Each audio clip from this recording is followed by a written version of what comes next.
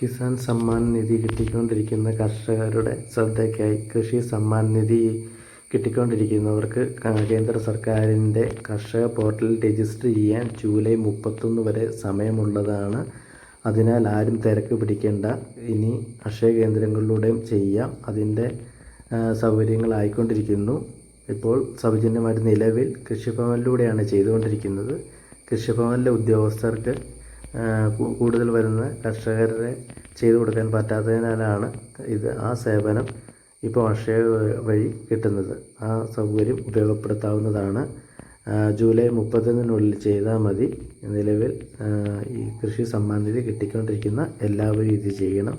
കേന്ദ്ര സർക്കാർ കർഷകരുടെ ഒരു കണക്കെടുക്കുന്ന സംവിധാനമാണ്. ഭാവിയിൽ കർഷകർക്ക് കിട്ടുന്ന എല്ലാ ആനുകൂല്യങ്ങളും ഈ കർഷക രജിസ്റ്റർ വഴിയായിരിക്കും.